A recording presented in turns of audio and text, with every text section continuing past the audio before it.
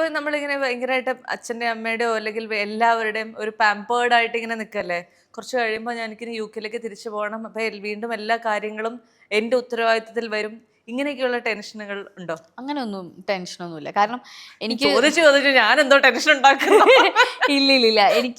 അതെനിക്ക് ഉറപ്പ്. ഇപ്പൊ അവിടെ പോയി കഴിഞ്ഞാൽ ഞാൻ ഒറ്റക്കാവില്ല എന്നുള്ളൊരു എനിക്കൊരു ഉം, വിശ്വാസമുണ്ട്. ഉം, കാരണം ഇപ്പൊ അംജുക്ക ആണെങ്കിലും അങ്ങനെ നീ എന്നെ ഒറ്റക്കെല്ലാം നോക്കിക്കോ അങ്ങനത്തെ ഒരു ടൈപ്പല്ല. പിന്നെ എനിക്ക് അവിടെ ഫ്രണ്ട്സ് ഉണ്ട്. ഉം, ഫ്രണ്ട്സ് എന്ന് പറയാൻ പറ്റില്ല, എൻ്റെ ഫാമിലി പോലെ തന്നെയാണ്. അപ്പോൾ ഉം, അങ്ങനെ ഞാൻ ഒറ്റക്കാവില്ല. ഉം. എന്നാലും ഇപ്പൊ ഇവിടെ കിട്ടുന്ന പോലത്തെ ഇപ്പൊ എന്താ പറയാ, ഉമ്മ ഇങ്ങനെ സമയം വെച്ചിട്ടല്ലേ നമുക്ക് ഫുഡ് ആണെങ്കിലും എന്താണെങ്കിലും. പിന്നെ എൻ്റെ എന്താ പറയാ, ഇപ്പൊ ഷെക്കിമ്മ മുന്തുമ്മയുടെ സിസ്റ്റേഴ്സ് ഒക്കെ ഇവിടെ ചുറ്റുവട്ടത്ത്. അപ്പൊ അവർ ഓരോ ദിവസം ഇവരൊക്കെ ഇങ്ങനെ പുതിയുള്ള ഫുഡുകൾ കൊണ്ടുതരും.